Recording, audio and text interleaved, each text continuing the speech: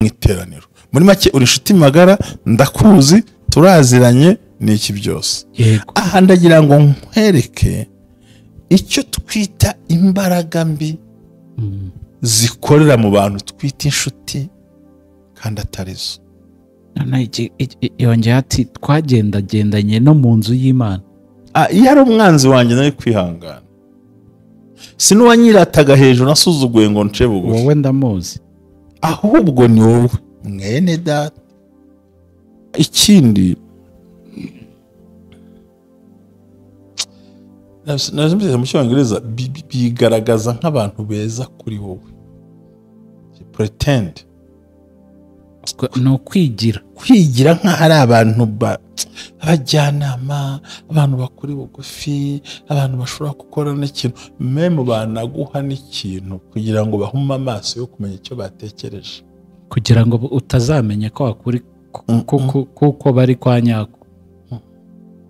Bashobora no kukwibutsa event bifitemo inyungu, ariko bagira ngo barebe imbaraga uri bushyiremo bamenye ibyo bintu. Ukavuga uti koko ni inshuti. Byigaragaza nk'ahari abantu muri wowe imbere, ukavuga uti nabonye abantu bankwiriye kandi ni byiza cyane. Ikindi ukwiye kumenya, buri gihe bakwibutsa ikintu wibagiwe, ariko bafitemo inyungu kugira ngo bamenye how do you think, uko bitekerezaho. Atari ko cyabindi warabikoze. Ubwo waba utazi gushyiraho imipaka na bariyeri, uturumva ntabwo nabikoze kubera ndirerere nakana nawe yarandere, none ukavuga ukagafungura amadirishya n'inzugi n'amarido n'iki byose. Abanushaho ukugira ngo bashaka detail, bashaka amakuru yimbitse, kuko niyo nkoni bazaguhonda mu mutwe. Bakukurikiye pe.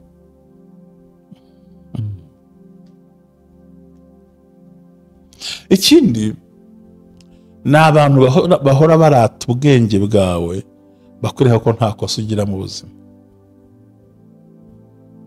Ariko kuko bashaka kugira ubwenge ni ukugira ngo uko inkende irushaho gukurira igiti, irushaho kwerekana ubwambure bwayo. Ntibashaka kumanika ahantu kwimanura utazakunda. Yabwira ngo uri umunyabwenge, tugufite inama y'utari mu nama ntiryoha, muri kora utajemo ntibiryoha, ikirori kana katajemo ntikiryoha, none uzi kubyina bahagushyeshyeriza no ukagira ngo nibyo. Urabibonye baragushyeshyenga kabisa, paka ariko ngo ni wowe ubiryoshya, kandi kubiryoshya kwawe ni ukuba wavuze ukavuga ibiterekeranye, ni ukuba wabyinnye ukabyina ibintu oya si ukubizi, ahubwo baragira ngo berekane amafuti yawe, none kugubomora kubomore biboroheye. Babwira uti wowe ariko ntago mbarusha ngo murabizi niki, erega nkubwiza ukuri, ubundi ugeze mu gishorishori cy'igiti wakurira kugera he? Habaha no kumanuka nicyo kiba gisigaye, cyangwa ushamika kuvunikana. Baje ngo ugere mu bushorishori kuri top, hamwe hadasigaye ikintu na kimwe, abura kumanuka. Nanyumvise ariko ikintu cyabyaye buriya. Buri gihe aba bantu ikindi kibakurangaho, uzabona buri gihe bagushyira mu bintu biremereye, ariko bavuga ati tukuziho experience. Si experience bakuziho, ahubwo ni umutego. Ku bufatanye n'inzego zifite mu nshingano, ubumwe bw'abera Ministries bwiyemeje kurandura burundu igwingira ry'abana bafite imyaka 5 kugera ku myaka 12, tubondora, tubagaburira, tubashyitsa ku kigero cyiza. Kwita ku mwana no kwita ku Rwanda rw'ahazaza, kwita ku mwana no kwita ku maboko azagusimbura.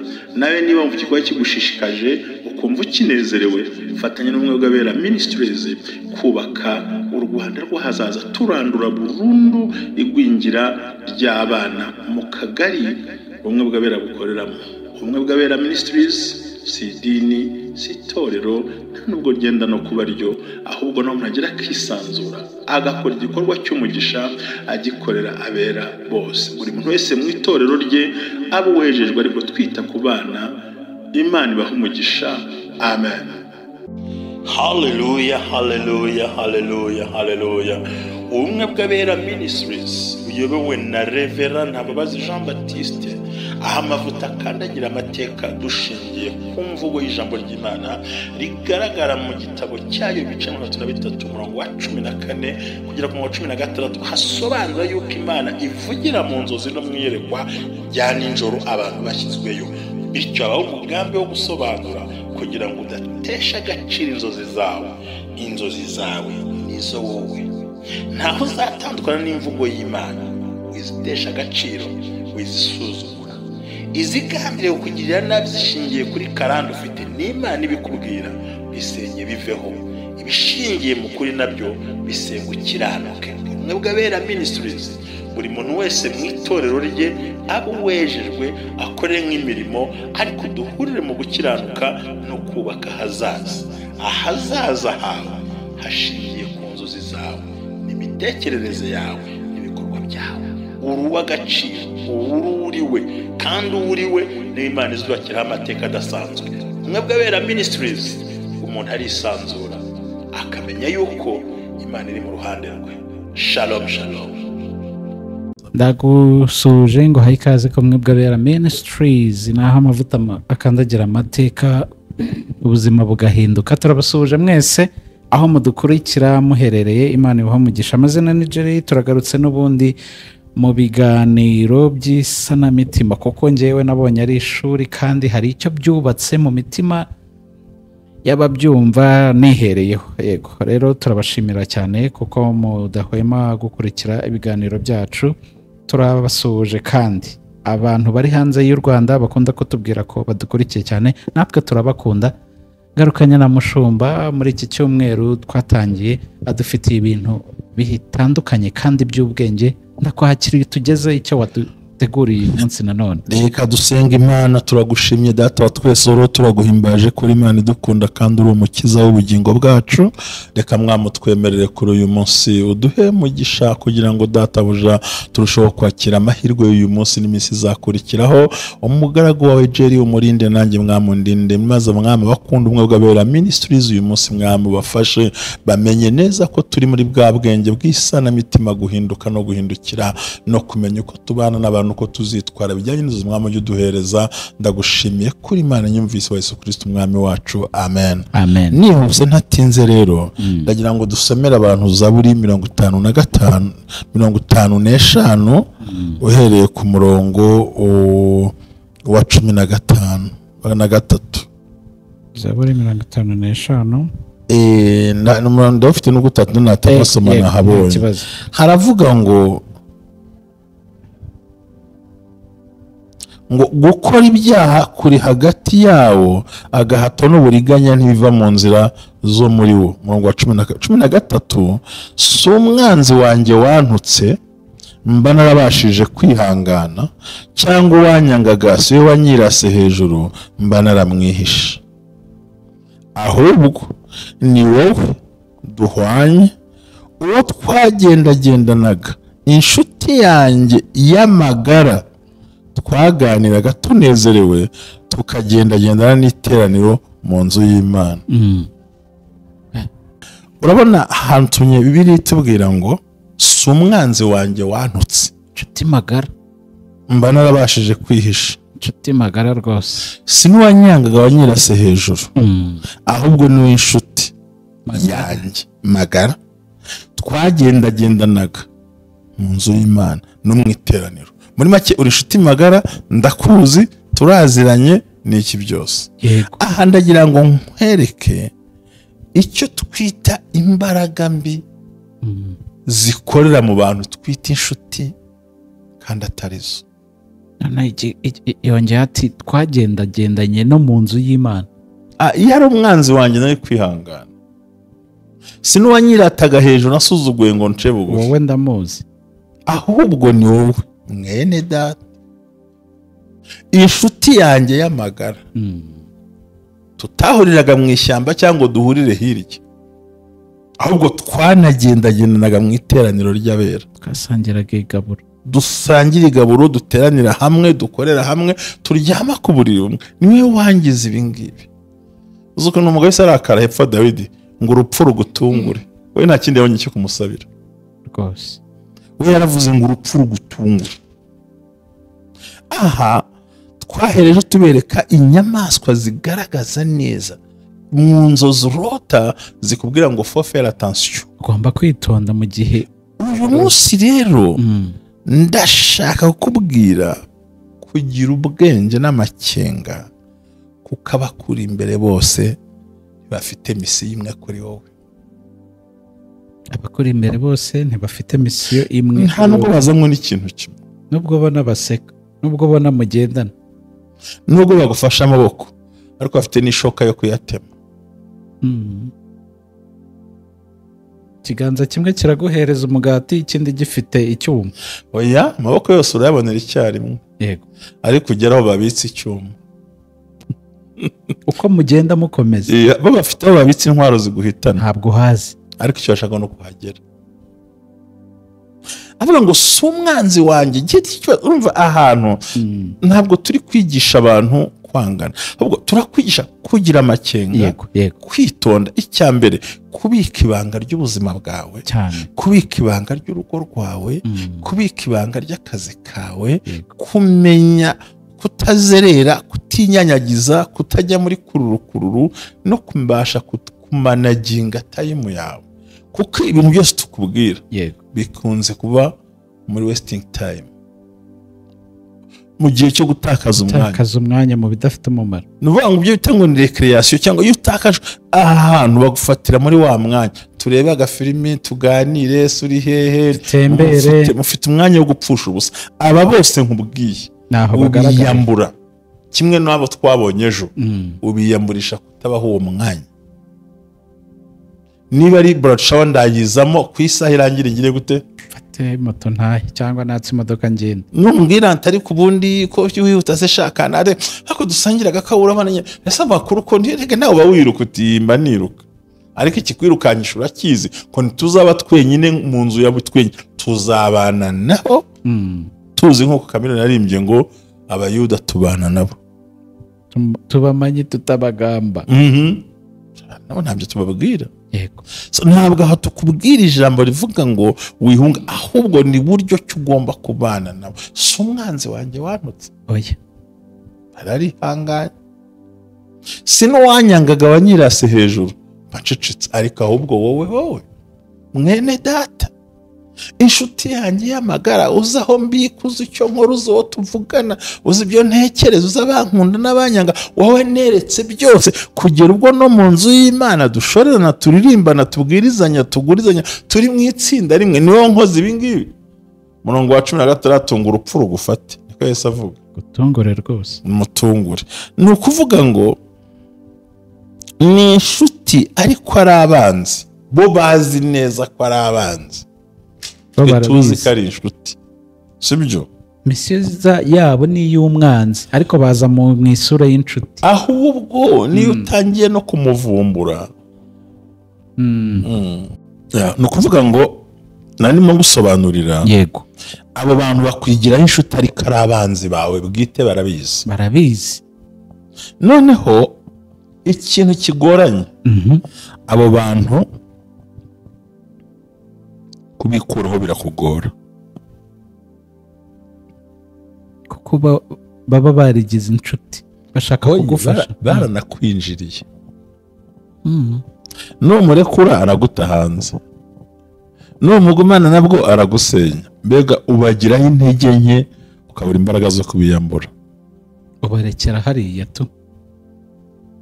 ikindi, kubera urukundo wari wamaze kwibika muri we, kwibika muri wowe kumukunda, uba wumva utamurekura, hari icyo wamukorera kugira ngo umukure muri uwo mwobo. kumbe kuba adakora ibyo bintu si uko atabishoboye, icyo ashaka ni ukukurangiza. rero ni umugezi, uko bagumana niko barushaho kukumunga. ariko ukumva ntiwabana barekura, ukabagiraho intege nke. ese abagore barinda bicwa n'imihoro y'abagabo, avuga ati ejo azahinduka, reka nihangane ngoragoze, akajya gukora divorce warashaje, cyangwa cyakazana kwica. tubagiraho imbaraga nke zo kubiyaka, kuko hari ibimenyetso simusiga byacu, hari utubanga twacu babitse. kandi ikindi, kubera urukundo wamukunze mwabanaga, ukumva hari ibyo wamukorera ngo ahinduke, kavuga atagiye ataragura inkweto, agiye ataragura igitanda, ndamusezerera ryame he, ndamurekura bigende bite. Ukumva umugiriye impuhwe. Kumbe wowe uri mugirira impuhwe, we ni Kayini. Nta mpuhwe. Ntago ari nta mbabazi ariko. Ni nta. Ikiganiro ko muracyumva. Ndimo ndabyumva turi kugendana. Ndimo ndasaba abantu nurumbisubiremo. Ndagusaba ngo ntuzihende ngo usohotonse kino kiganiro cyose ko cyakabaye. Kuko kirimo ibintu by'ubwenge. Nuvuga ngo ukumva hari icyo wakamukoreye. Ntushaka kumva wamure kusireka ngerageze, reka ngoragoze, reka ngire gutya, reka ukagera ubwo urambirwa unananiwe, kumbi we icyo ashaka nuka kubona ubabaye. Ubundi bene abantu banezezwa no kubona watsinzwe. Nta kintu wageze. Intsinzi yawe ntago bayifeta. Baraseka ngo ni ibisango nta n'igishya kirimo, ariko ngo nakana ka yarabikoze. Gusanga tukawagerageje. Kandi bashyizemo imbaraga nyinshi kugira ngo ugere kuri ibyo bintu. Ahubwo ijambo watsinzwe yawe na kugira defeat. Atari kuwe nkawe ubundi nakubwiye. Ukumva ufite inzo kubarekura. Ikindi nakubwire Jerry, tugira abantu badufata bakadufata n'amaboko, yego, bakatugeza ku Imana yadusezeranije. Ko ni ukuri. Tukagira n'abandi bantu ruvuga ngo abantu tujye kubyiza bakatugeza ku Imana yadusezeranije. Tukagira n'abandi bantu batadufata amaboko, bayafatira inyuma kugira ngo tudafata inyuma cyangwa se tugume hamwe. Kuko iyo uhagaze hamwe abandi baragusiga cyane rwose. Abadufata ngo tugere ku isezerano nabi, Imana iba yatumye n'abantu beza. Abadufata ngo tujye mu isezerano n'abantu babi cyane baje. So Imana ijye dutabara rero. Hari n'abandi rero badusubiza inyuma.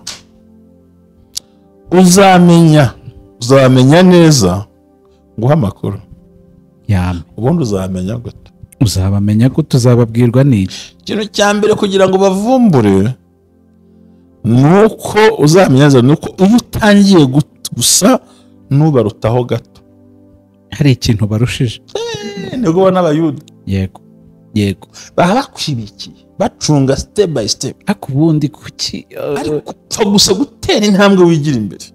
Babwira uti nabonye fiance, ngiye kugura akamodoka, nabonye akazi, muri bampaye promotion, ngiye kugura agasambu. Intambwe wateye utera imbere. Nubwo bavumbura.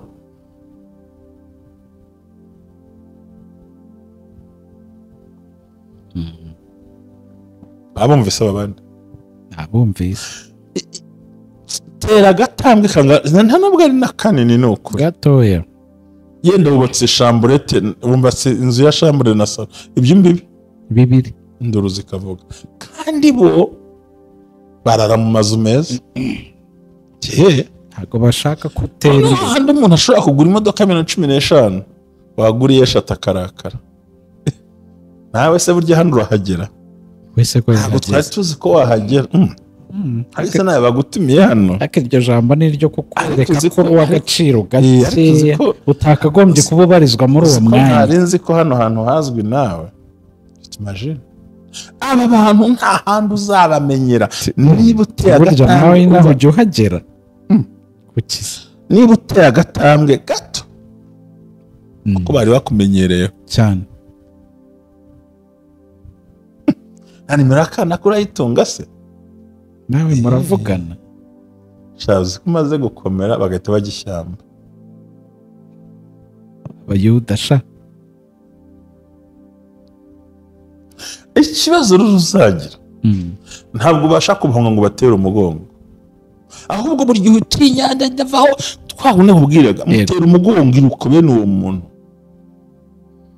Bani mubi cyane. Cyakabiri. Niba uzi ubwenge ufite umutima ukora neza, uzitondera inshuti yawe ihora buri gihe ikubwira inkuru y'abanzi bawe cyangwa bakwanga, kandi ugasanga we nibagira inshuti cyangwa bakagendana mu mvugo yumvikana. ni iyita inshuti yawe ariko ugasanga yahuje ibiganza n'abantu bakurwanya cyangwa bakurwanya batanagukeneye ko ntabwo uzakundwa n'abantu bose. Oya ntibishoboka. Aba bantu ndaza gusoreza ku nzozi zihuza bano bantu. Ndashaka kubaganiriza ibintu bikomeye munsi. Umuhanga n'ubyumva wese. Tuganirize rwose. Icya gatatu, ikintu giteye ubwoba no kizagutuma urakoze cyane rero ko namaze kugusobanurira burundu yuko tubamenyera buri gihe uteye intambwe ntoya ushaka gutera imbere bita bihinduka. Twabonye ko ikindi cyaka ari kwitondera abantu, inshuti yawe ariko buri gihe ishaka kuhuza ibiganza n'abantu bazi ko batagukunda nawe abizi neza, bakubona bashobora kuba mu bantu bashobora kubangamira ubuzima bwawe no kugira ngo uzajya kubikugoye. Undi muntu ni abanzi bo mu muryango wawe nabo babimukoma nkukora. Aba ngaba rero umuntu urabashyira hese mu muryango wawe, uramuta hese, azaza gusura. Icyo bita kubana n'umuntu nyine nta kindi uzabikora, ukamenya uburyo mubanamo. Icyo nicyo tukwigisha. Yego. Ubu ngaho tuvuga ngo ubwo bamenya Yakobo nako Yozefu birasobanutse ukuntu wese amwitegeye ari kure, bati tumwice ture amaherezo y'inzozi ze. Urumva deja haje barakwereka tumwice ture amaherezo y'inzozi ze. Icyo bakwiciye n'icyo uzagera. Ubundi ntibaguhora isura yawe, ntibanaguhora ukureye, bahora icyo uzaba cyo bashaka ukica.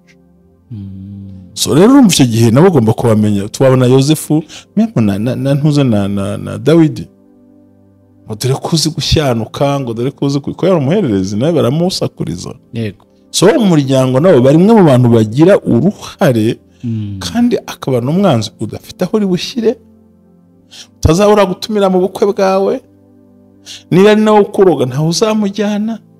Nivuga ngo nta na kimwe uri bukore atagomba kuba arimo, kandi no muri famiye.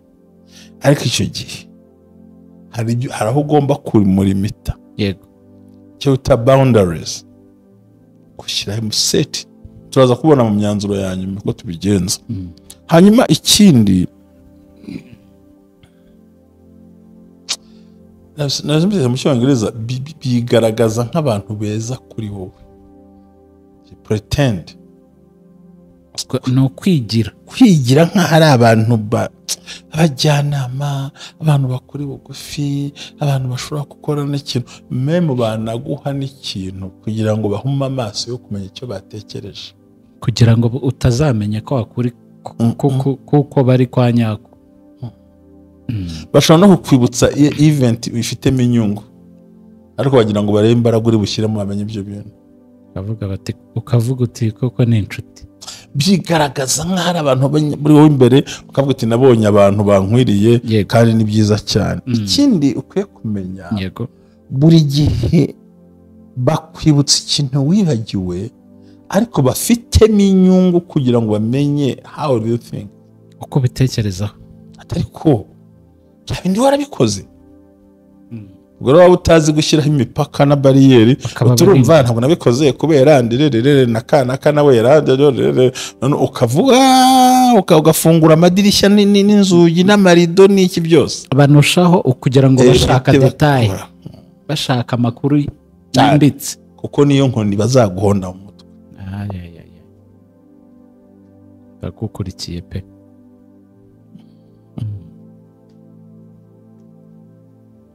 Ikindi ni abantu bahora barata ubwenge bwawe, bakwereka ko nta kosa ugira mu buzima, ariko kuko bashaka kugira ubwenge ni ukugira ngo uko inkende irushaho gukurira igiti, irushaho kwerekana ubwambure bwayo. Ntibashaka kumanika ahantu kwimanura utazakunda. Yabwira ngo uri umunyabwenge, tugufite inama y'utari mu nama ntiryoha, muri kora utajemo ntibiryoha, ikirori kana katajemo ntikiryoha, none uzi kubyina bahagushyeshyeriza no ukagira ngo nibyo. Urabibonye baragushyeshyenga kabisa, paka ariko ngo ni wowe ubiryoshya, kandi kubiryoshya kwawe ni ukuba wavuze ukavuga ibiterekeranye, ni ukuba wabyinnye ukabyina ibintu oya si ukubizi, ahubwo baragira ngo berekane amafuti yawe, none ukubomora kubomore biboroheye. Babwira uti ariko ntabwo mbarusha nanga murabizi niki, erega nkubwiza ukuri, ubundi ugeze mu gishorishori cy'igiti wakurira kugera he? ni ukumanuka nicyo kiba gisigaye cyangwa ushami kakuvunikana baje ngo ugere mu bushorishori kuri top hamwe hadasigaye ikintu na kimwe habura kumanuka nanyumvise ariko ikintu cya mbere buri gihe aba bantu ikindi kibakurangaho uzabona buri gihe bagushyira mu bintu biremereye ariko bavuga ati tukuziho experience si experience bakuziho ahubwo ni umutego ngiye kuvuga icyanyuma se nk'ujya hafi gusoza dufata umwanzuro ko nabyo ndabikeneye yego icyanyuma ugiye kucyo ikintu cyose cyakugirira akamaro bashobora kugufata baguha nko kuba MC muri ntuze mu gutegura ubukwe bw'umuntu yego muri baby shower muri anniversaire ariko ntibatumira umurenge ngo baguhe kuba MC ubonwe n'abantu bamenye performance yawe oya mvuga ngo ibyiza wakazamukiyeho bashyiraho inkangara barahisha hano ukuri uri nka pasiteri bajya bagutegera kujya gushyingura abapfuye gusengera abana gushyira ifunguro abarwaye aho gushyira kuri mimbara podium ngo uvuge haje umuyobozi oya hari n'uwakohereza mu gikoni ngo utagaragara kubera iki bazi ko nugaragara ukavuga baribaza ngo kanaka yabagahe kandi badashaka ko ugomba kuva aho hantu bahita bagupfundikira rangiye ubwira akantu kandi kambwire umugabo w'umusambanyi uca inyuma umugore we uzi ikintu akora afuhira umugore we ntatuma asohoka kuko abagabo babona ubwiza bwe bikaba ikibazo cyangwa akamenya amakuru akiyaranje ati guma mu rugo nta kazi guma mu rugo ubwiza bwe ariko si uko akunze guhisha ubwiza bwe nuko adashaka agera hanze ngo agire ikintu amenye burya uzatinya umuntu nk'akazi kanyu mukora abonye ikiraka cya 2 miliyoni yego cyangwa 1 miliyoni cyangwa na miliyoni azi ko nukuri ntuburamo nka 400 y'inyungu cyangwa 300 cyangwa 200 ku munsi yego akakikwima gushakira ikiraka cyacana kandi hari igihe wagenda ugafotora ubukwe ukabura amenyekanye ni za video barazihanahana amakuru bayatange umenyekane kandi ashaka gukora munsi y'ibirenge bye ashaka gukontorora ubuzima bwawe ubundi abantu bashaka gukontorora ubuzima bwawe n'imibereho yawe ntabwo bashaka kutera movement usitera imbere ujya hagaragara ariko rega bazi performance yawe bazi ubuhanga bwawe bazi uko ukora bazi umunyangamugayo bazi ko nujya hagaragara ugatwikururwa byose ugira ngo nk'abakobwa bakunze batarerwa nibo bakunda se navuze ngo wabuze umuranga yaheze mwanya yego niba utajya hagaragara bazakubona gute ko bakubona rwose mana nkorera ubukwe ko ntusohoka ntujya muri korali ntuboneka ntugiye gute urumva n'abantu bashaka kudomina kugusubiza hasi kugucecekesha kukwambura ijambo no gutuma utagaragara yego kugira ngo urabyumve ndabyumva pe n'abantu buri gihe bazanwa no kugutesha igihe kuguteranya kugambanira no kubuza ahantu ujya so umwanzuro nuwe icyambere no gusetinga boundaries gushyira imipaka imbibi kuki ku bintu bine ku bitekerezo byawe ku bikorwa byawe ku bushobozi bwawe no ku ntambwe ugiye gutera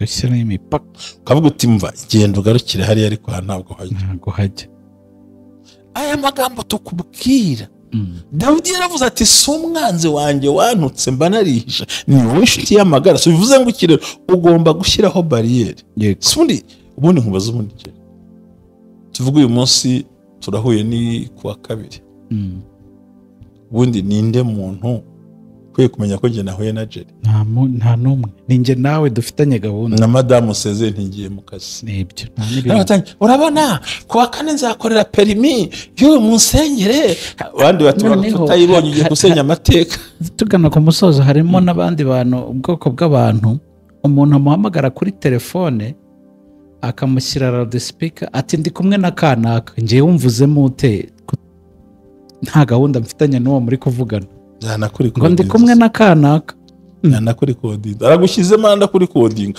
urumva nzakora perime mufasha ye urabona ngiye gushaka visa mufasha ye urabona nari udushinga ndimo nzaba nkubwira ariko so wambwira cyambwira cyamatsiko sha akakangaza ugatuvuga ibitarana umuntu avuga ibintu bitaraba oya ntibishoboka reka utegura umushinga mwibanga ukore mwibanga bazaze guserebura intsinzi yawe utatubwiye uraduhisha ntukinkunda wese nibyo nakugara bigize inkuru byo nahubwo ukajya kujya kumirika ku musozi erega burya barogesha kanwa batongeresha amagambo kandi kubwiza ukuri kanwa k'umuntu niko nibwo burozi bwa mbere uko kanwa kakubaka k'umuntu naho kandi bakanagusenya twabonye ko muri buzima tugira abantu badufata amaboko bakatugeza ku kimana yavuze tubona n'abandi bantu badufatira amaboko inyuma kugira ngo utakire ikimana yagize gute yavuze icya mbere shyiraho imbibi ku rurimi rwawe shyira imbibi ku kazi kawe gira ibyo wubaka batavogera uzatsinda urugamba ndagushimiye Imana ibahe umugisha mu izina rya Yesu amen amen